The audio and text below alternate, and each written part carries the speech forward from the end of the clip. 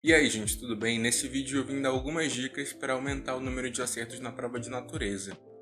E isso baseado na minha experiência entre 2019 e 2020, eu aumentei 8 acertos na prova. Eu sempre ficava ali na casa dos 20 e poucos acertos. O máximo que eu tinha conseguido acertar foi 27 acertos em 2017, mas eu acertei por vários anos 24 questões, inclusive foi o que eu acertei em 2019, 24 questões. Eu precisava muito acertar mais de 30 questões, consegui isso só agora em 2020, que eu acertei 32 questões, foram 8 questões a mais. E eu fiz algumas coisas diferentes, inclusive são essas coisas que eu vou passar aqui nesse vídeo. Tem uma galera que assiste aqui o canal que já tem um desempenho muito bom na prova de natureza, eu vejo pelos comentários, mas eu sei que essa é uma dificuldade de muita gente. Eu vejo muito mais gente tendo dificuldade em natureza, em matemática, então eu espero muito que esse vídeo ajude. Às vezes a gente encontra muita hostilidade quando se fala sobre Enem vestibulares. É muito fácil a gente encontrar gente que vai falar assim, não, estuda mais.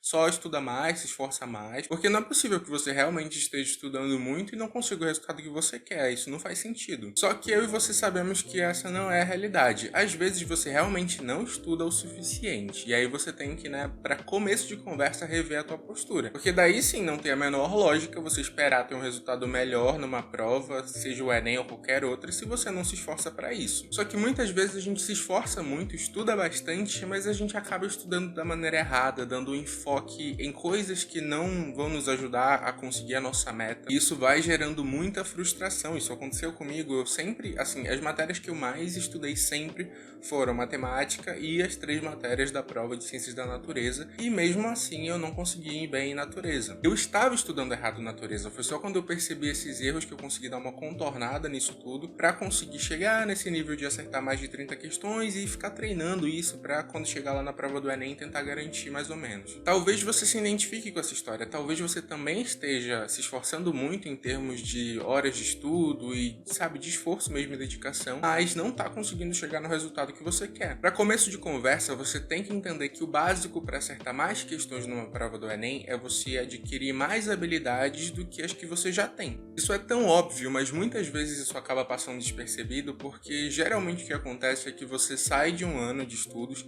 aí você fecha aquele ciclo do Enem, sai a nota, os resultados, você vê que não conseguiu o que você precisava, e aí quando você vai começar o novo ano de estudos, você volta desde o começo. Daí você começa a seguir lá o teu cronograma de estudos de física, química e biologia e fazendo a mesma coisa que você fez no ano anterior, seguindo aquela mesma linha de assuntos. E isso não vai ser útil. A primeira dica começa exatamente aqui nesse ponto. Você precisa perder a vergonha da tua prova do ano anterior, fazer uma análise dessa prova, perceber quais são os tipos de questões que você está constantemente acertando. Essas questões elas englobam algum assunto que é cobrado ali em física, química ou em biologia. Isso significa que você já domina esse assunto, que você tem a habilidade de resolver aquele tipo de questões. Como eu falei para vocês, por muitos anos eu acertava 24 questões na prova de natureza.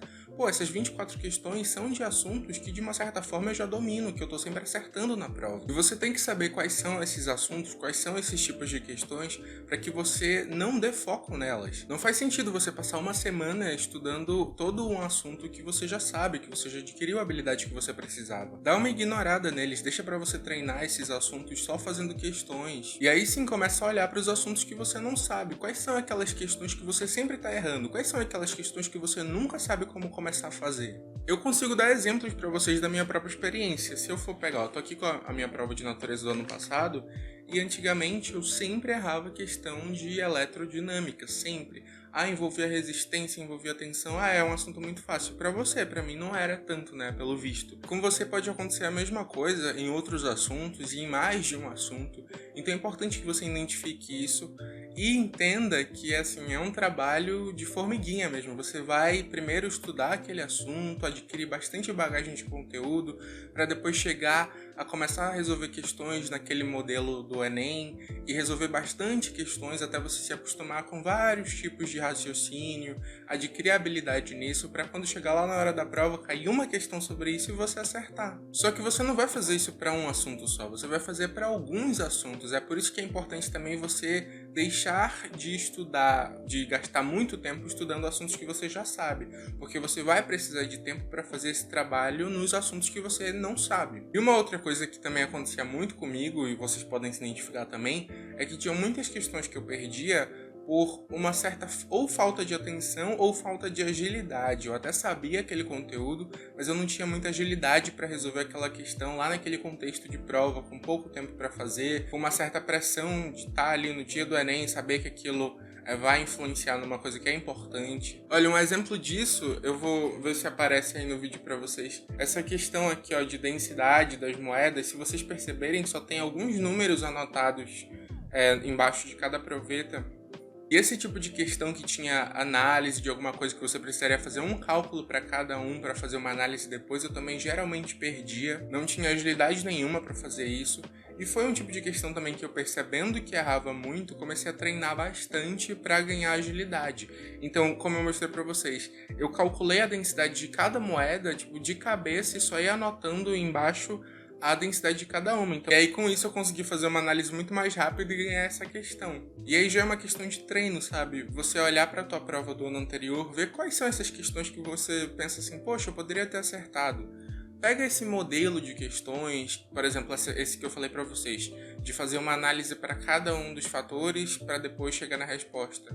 Encontra questões parecidas com essa, resolve bastante. Eu sei que isso acontece muito com questão de estequiometria. Estequiometria não é um assunto difícil da química, não são assim conceitos muito complexos, é só você entender como você vai ter que ajeitar aquela conta para chegar no resultado, mas o problema é que não parece que dá para fazer a questão em no máximo 3 minutos, mas na verdade dá. Olha, outro exemplo que eu vou mostrar para vocês da minha prova. Ela tem cálculos só nesse espaço em branco aqui, só que não foi só isso que foi necessário, não foram só esses números que foram necessários para resolver a questão. Muitos dados eu ia colocando de cabeça, então eu já olhava, essa daqui ela já me deu a equação balanceada, então eu tenho uma proporção de 1 para 1, aí já colocava o número de mols já multiplicado pelo que precisava multiplicar, e já colocava só os números finais aqui para fazer o cálculo. Eu fiz aproximações para conseguir fazer o cálculo mais rápido, só que tendo atenção para entender de que forma aquelas aproximações que eu tinha feito afetavam o meu resultado final, para eu conseguir escolher de fato a alternativa certa, porque às vezes também são números muito próximos uns dos outros. E por que eu consegui sanar esses problemas que eu tinha de 2019 para 2020 e não consegui sanar ele nos outros anos que eu fiz Enem? Justamente pelo que eu falei para vocês lá no começo do vídeo. Eu terminava o ano, aí depois quando ia começar a estudar de novo, começava desde o começo e acabava passando de novo por vários assuntos que eu já sabia. E eu tinha essa ideia de que eu precisava estudar um pouco de cada matéria que é cobrada na prova, e aí eu acabava estudando muitas coisas de uma forma muito rasa, e aí eu não conseguia desenvolver as habilidades que eu precisava, sabe? Essa agilidade em determinadas questões, aprender a eletrodinâmica da maneira correta e de fato. E talvez muitos de vocês também estejam passando por isso que eu vim falar a minha experiência aqui nesse vídeo e trazer essa dica para vocês de analisar a tua prova, entender o que você realmente precisa aprender, e se você precisa aprender um assunto por inteiro porque você não sabe, se você tem que ganhar agilidade em um certo tipo de questão. E também, o mais importante, né, é entender que é assim um processo demorado. Como eu falei pra vocês, é como se a gente fosse ganhando uma questão de cada vez, e cada questão que a gente ganha, além do que a gente estava acertando, é um esforço grande, até que você consiga se acostumar a acertar, para quando chegar lá na hora do Enem não ser uma dificuldade pra você. Inclusive, vamos começar isso agora. Comenta aqui embaixo pra mim qual é o assunto que você sempre erra na prova de natureza. Pensa aí no assunto que você sempre erra e comenta aqui embaixo pra mim qual é. O meu era eletrodinâmica. Se você gostou desse vídeo, deixa um like, isso ajuda bastante o canal. Se você é novo ou nova por aqui e vai fazer o Enem 2021, se inscreve no canal clicando nesse botão vermelho aqui embaixo. Você conhece alguém que vai fazer o Enem também, que você sabe que precisa aumentar a pontuação em natureza? Foi útil pra você? Pega esse vídeo então e manda pra essa pessoa no WhatsApp, no Telegram, tenho certeza que vai ser útil pra ela também de alguma forma. É isso, eu vejo vocês no próximo vídeo e tchau!